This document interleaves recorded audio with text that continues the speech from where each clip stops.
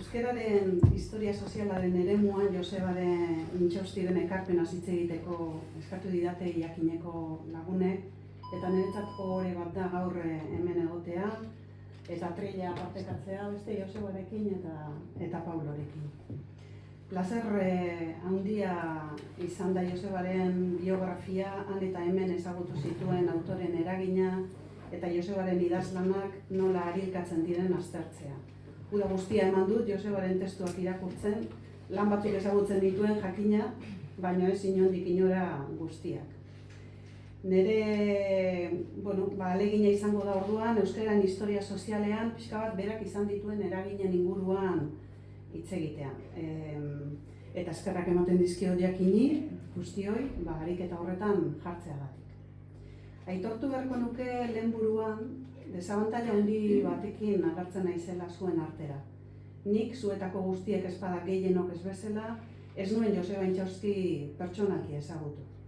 Hitzaldiren batean entzun nuen bera, baina zuek ez bezala, ez dut aukerarik izan, ez dakit pertsonarekin hartu emana izateko, proiekturen batean eskuz esku lankidetzan aritzeko, bere argi eta itzalak ezagutzeko, eta bere gizatasunaz gozatzeko. Pertsonaren ezagutza horrek ematen duen informazio guztian niri falta zait. Nire etxekoi esaten nien, segurara noa, baina ez oso seguru. Nire ekarpena bere obraren irakurketa eta azterketatik prestatu dut, kanpotik beraz, eta zuen ezagutzarekin osatu beharrekoa izango da. Beraz, hartzazue, aitortu ditugan mugen barruan, eta Josebaren ekarpenaz pentsatzeko lanerako hipotesi moduan.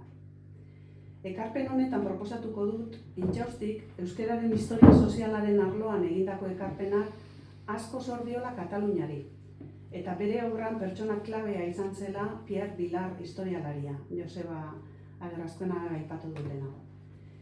Dakigun bezala, historialari Oksitaniarra Vilar, Kataluniaren historiaren ikertzaile erreferentziala izan zen. Historian metodologia berritu zuen, eta naziotasuna bezalako kontzeptuen ulermena landu zuen Kataluniako historiografia ardatz moduan hartuta. Josebak Vilarren lanean aurkituko zuen, euskerarekin eta beraz euskaltasunarekin egin nahi zuenaren berme eta oinarri zientifikoa. Baina joan gaitezen pausoz pauso. Hitzartzea, nire jardun hau, 3 zatitan egituratuko dut. Lehenik, Josebak egindako ekarpenak oso modu sintetikoan laburbilduko ditut, euskararen historia sozialaz beti ere. Bigarrenik, kronologikoki euskararen historia sozialaren arlo honetan argitaratutako lana kontestualizatuko ditut, lanak aipatuak dituzteia nire maikideek, eta hirugarrenik ondorio batzuk mahaigaineratu nahiko nituzke. Ohar zaitezte, ekarpen hau ez dela ikerlan luze baten aurkezpena, ez bada gaurko ensegatutako ariketa xume bat. Neri interesatu zaizkidan ariak aztertuz, baina hala ere espero dut baliagarria izatea. Zer zor diogu? Orduan, hurrengo belaunaldiko Joseba Intxausti. Alderdi asko aipa litezke, ezta? Aipatu da, zenbat gai jorratu zituen, zenbat pertsonekin egin zuen lan, segurazki azpimarratzeko alderdi asko daude. Nik lautara errenditu ditut euskararen historia sozialari dagokionez, nire ustez aprobetxagarri ditugunak gaurko urgentziatik pentsatuta.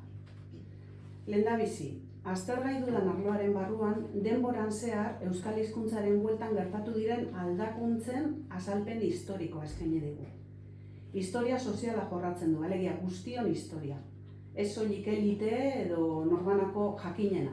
Garai baten egiten zen historia, ez da agintariena edo erregeena edo historia sozialaren aldeko apustua da berea. Zehazki, hizkuntzaren azalpen sozialak eman dizkigu. Hizkuntza kulturaren barnean nola txertatzen den eta gizartean une jakinetan duen lekua deskribitzen ditu. Lan monografiko batzuk izan ditugu eskuartean aurretik ere, baina Intxaustirena da sintesi orokortzailea. Erraz esaten da. Euskararen historiaren gainean idatzitako guztia batu. Aztertu eta interpretazioa eskaini. Talde euskaltzale historikoak izendatu, nortzuk izan ziren. Aztertu, nola aritu ziren. Konparatu, Europarekin, beraien artean, eta irizpenak eman. Euskal ikasketen aldagai ezberdinen arteko ikuspegiz intersekzionala jorratzeko, historia arloan Bildarrek aldarrikatzen zuen historia totala izan litekenaren parekoa egiteko oinarri oso sendoak utzi dizkigu, nabarduretan aberatsak. Gabezia batzuk ere baditu bere lanak gaurko sentsibilitatetik begiratuta. Historia soziala egiterakoan klase sozialak oso aintzat hartzen baditu ere, garaian ohikoa den ikuspegia jarraituz, genero aldagaia ez du bertan txartatzen. Aldagai hau ez da oraindik ikergai moduan kontenplatzen bere lanean. Bigarren ekarpena, euskararen iragan horren datuak, hor dagoen dokumentazio guztia, batez ere irakurketa eskaini dugu dokumentazio horrena. Interpretazio kritikoa eta baita autokritikoa ere ikuspegi kolektibo batetik. Ez da autokonplazientea, historialariaren errigorea dakar. Eta berak dio, nuestros saberes e ignorancias se parecieron de cerca a ideas y actitudes más comunes en cada época. Es razonable no perder el carácter histórico que nos acompañó. Eta aipatzen du gure artean ere badirela eruditos, sabios y charlatanes. Euskara sustatzeko hizkuntz politikari ere horixe opa dio, ongi funtsatutako oinarria. Soziolinguistika historizatu beharraz mintzo zaigu. Eta aldi berean, soziolinguistikaren zerbitzura jartzea tradizio eta ondare historikoa. Lanak Euskaltzaindiako Joanes Etxeberri egitasmoaren bitartez bideratuta utzi ditu. Bere lanak nire ustez balio pragmatiko handia dauka, gaur egundik begiratuta ere. Hirugarren ekarpen bezala, euskararen historia beste hainbat hizkuntzen testuinguruan begiratu du. Eta beraz, hizkuntza honen bilakaera historikoa nazioarteko historiografian kokatu du.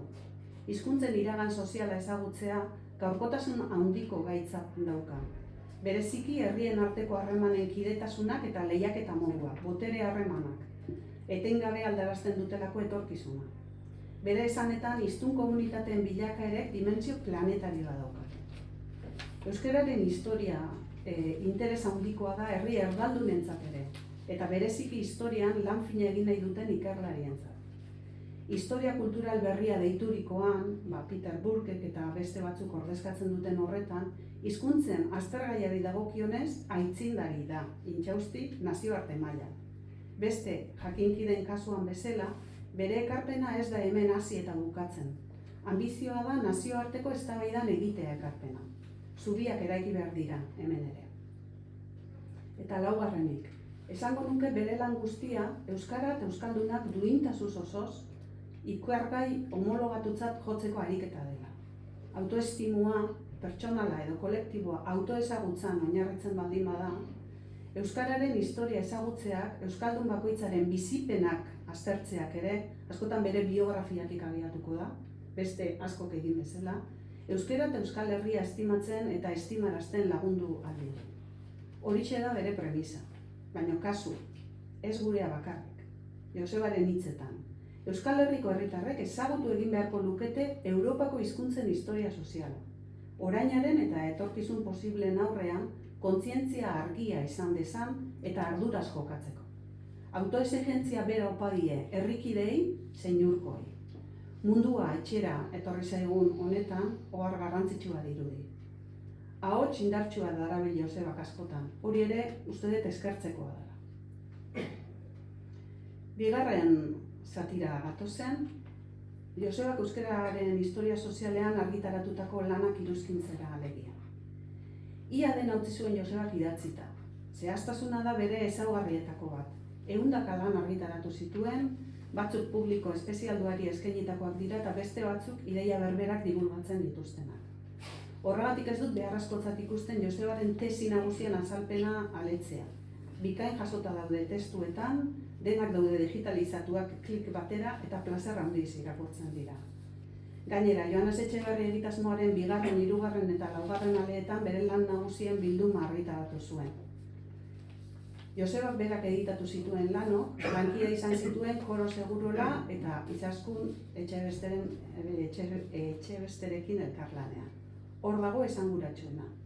Hala ere, aitortu behar dut, plazer handia hartu dudala bestelako iritzi artikulu eta anparauak irakurtzen.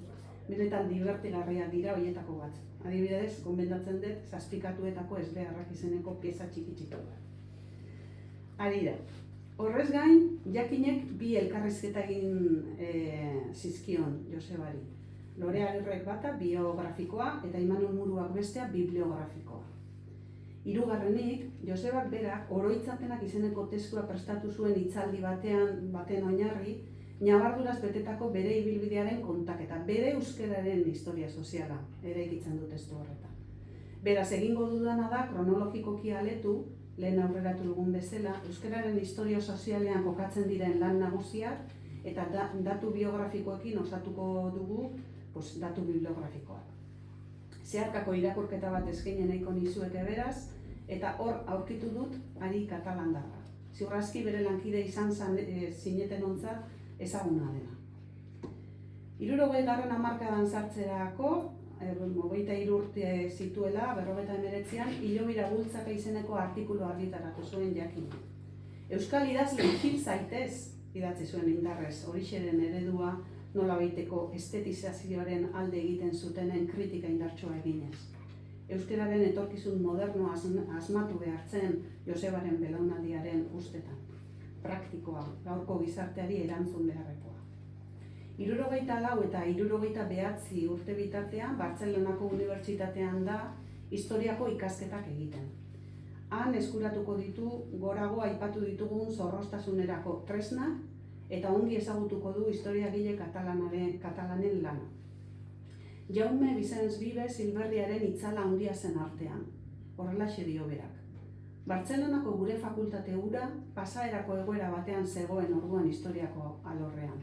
Hilberria zen Bartzelonako katedratik analizen eskolari jarraiki Espainian historiografiari astindu on bat eman zion gizona, Jaume Vicens Vives.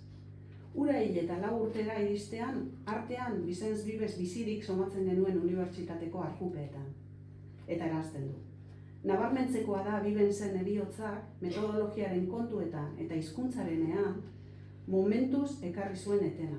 Izan ere Vivensek bere lanen parte handi bat katalanez idatzi baitzuen. Inguratzen zuen mundu akademiko gaztelaua gogoan zuela, baino bere horretan ito gabe. Antoni Badia y Margariti egindako elkarrizketak argitaratu zituen 70ean. Bertan, katalan hizkuntzaren demografia eta geografia azterra egiten dute. Lehen inkesta soziolinguistikoen garaia da. Katalanaren batasuna, dialektologia dira Josebak bilatzen duen ispilua. Badiak ohartarazten dio batasunik lortu ezean, euskararen batasunik lortu ezean, hizkuntza majorizatuen, alegia gaztelania eta frantsesaren asimilazioa dela ondorioa. Ez du Kataluniarekiko interesa eten, naiz eta Euskal Herrian buru belarri ari den lanean, itzulita. Joanes Goia pseudonimopean argitaratzen zituen anaitasunan Kataluniari berezeki politikari buruzko albiste eta iritzi laburrak 79an. Bartzelonako Unibertsitateko errektorea zen 79an Badia. Bere argitalpen lan bat bidali zion Josebari, eta jakinen erreseina luze argitaratu zuen honek. Zientzia konnotatu kontzeptu erabiliko du hark, alegia, zientziaren herritartasuna. Honako ezaugarriak ditu, horrela aletzen ditu Joseba. Lehenengoa, herria izan du oinarri. Nolabait jakintzak edo unibertsitateak egin behar duen ekarpen moduaz. Lan zientifikoa herriari begira eginda. 3. Hizkuntza eta herriarekiko zerbitzu zentzu batekin eginda. 4. Linguistikako eskola eta metodologia guztietaz baliatu da. 5. Katalanaren hizkera zientifikoa gogoz bultzatu du. 6. Erdal linguistikaren lehiakide izan da, askotan ari aurrea hartuz. Eta 7. Erakospenetan ere akuilu bat aurkitu du. Ispilu ederra da hauxe bera epistemologia propia eraikitzeko Euskal Herrian. Honelaxe dio Joseba. Kulturak salbagaitzake politikaren zenbait itomenetatik. Herriak beharrezkoa duen luzarorako itxaropen historikoa ere sano gordez. Unean uneko gertakizunen basoan, herriak jakintxo eskali esaiekeen zerbitzu bat horixe da. Jakitateak ere ekar lezaken segurtasun historikoa. Eta zerbitzu modu hau posible izanen da, jakitunek zientzia konnotatu hori egiten ari diren herrietan, eta gurea izan liteke herri horietako bat. Aspaldi utzia zuen Bartzelona Joseba, baina oraindik ara begira jarraitzen zuen garai hartan egindako harremanen esku. Bien bitartean, arnaz luzeko proiektuetan murgilduta dabil hemen. Euskaltzaindiak euskararen liburu zuria izeneko proiektua ondu zuen Iñaki Larrañaga Seadekoren koordinaziopean. 76-78 urte buelta hortan. Autore ezberdinen gaikako ekarpenen bitartez, hizkuntzaren bitartez autoda definitzen den komunitate baten aspirazio linguistikoen argudiak eta egiten da lan horretan. Jakini eskatu zitzaion lehen atala lantzeko. Josebak hizkuntza eta politika gaia jorratu behar zuen, baina berak hala esana gaia berdefinitu egin zuen. Politologoa ez izaki, historiatik heldu nion arazoari, dio Josebak.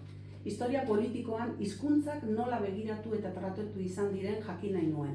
Alegia, aldi bertsuan politika eta ideologiara hurbilduz.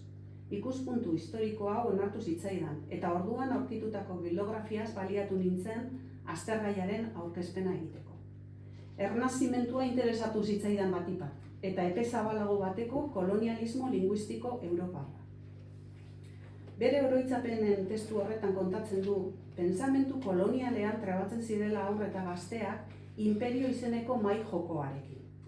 Arantzasun, lehen eskolatzean, Joseba nerabea ikaskidekin gaurko monopoli tankerako jolasean aritzen zen. Kolonia gehien eta hoberenak eskuratzen zituena zen txapelduna. Herritar gisa, bizi zuten imperialismoaren kontzientzia teorikoan sakonduko zuen helduaroa. Konetzke, historialari alemaniarraren kolonialismoari buruzko lana ezagutuko du liburu zuriko kapitulua prestatzerakoan, lan bibliografiko hori egiterakoan. Colección de documentos para la historia de la formación social de Hispanoamérica. 3 liburukitan lege bildumak begiak ireki zizkion. Kolonizatzaileak bere gisako gizarte antolatu nahi izan zuten Amerika. Eta zeregin horretan, hizkuntzen presentzia eta trataera ere gogoan hartu zituen. Josebak dio, horrek kolpatu ninduen. Hizkuntzaren historia sozialari heldu behar zitzaiola ulertzeko. Harrezkero, beti gogoan izan dut orduan konprenitu nuena. Eta nire iker hautapenak erabakitzean konbentzimentu horrek gidatu nau. Zer konprenitu zuen ba, intxaustik? Euskararen azterketa sozialak duen balio historikoa. Alegia, euskararen egia historikoa, historialarien tresna zorroztuekin jakingarri bihurtu nahiko du. Liburu zuria argitaratu da, 78an gaude, eta konstituzioak hizkuntz politika definituko du. Joseba Intxausti Kataluniako abertzaletasunai begira dabil. Abertzaletasun katalana eta hizkuntza izeneko lan argitaratzen du orduan. Horra zer dioen hitzaurrean. Laster dugu konstituzio berria. Horrek behintzat ez du salbatuko nazionalitateen mintzairarik. Hemendik hilabete batzutara, estatutuen arazoa etorriko da, eta euskararen toki ofiziala definituko. Gerosiago berriz hizkuntz politika berria izanen da gure gain. Alderdien eta politikoen eskuetara pasako da euskararen etorkizuna. Hoiek izan litezke, historia erakusten duenez, mintzairaren lurremaile nahi salbatzaile. Salbabidearen aldapapikoa ezagutzen sortuko dira zalantzak. Abertzaletasunak nahita ez defendatu behar ote du hizkuntza. Galdera horrentzat erantzunaren bila, Kataluniako abertzaletasunaren kasua dakargu orrialde hauetara. Hango mugimenduak ez zuen zalantzarik izan. Ikus hemen, Gerra del Segadors delakotik hasi eta Bigarren Errepublikara arte abertzaletasun katalanak nola defendatu zuen bere herriaren hizkuntza. Euskararen lehentasuna defendituko du beraz. Euskal Herria izeneko lana zuzenduko du, ikusi dugu, 80. hamarkadan. Eta horrela dio hitzaurrean. Dice el Estatuto de Gernika que Euskadi posee un idioma propio. Las añejas fuentes de otrora o los viejos clásicos de nuestra historiografía lo habrían dicho de otro modo. Prefirieron hablar de nación vascongada, que se expresaba en vascuence, es decir, según costumbre de los vascones, y de manera diferenciada de las poblaciones lindantes que lo hacían en romance, a la manera romana. Esaldi hori Euskal Herria izeneko lanaren hitzaurrean idatzi zuen estilo indartsuan. Konetzkek egin bezala, Katalunian bezala, komunitate zientifikoari, baino baita herritarrei beraiei ere, eskaini nahi die iraupen luzekoa den ekarpena. Euskal Herria liburu eder hortan entziklopedia horretan eta ostean etorriko diren argitalpen eta erakusketa asmo horri erantzungo diote.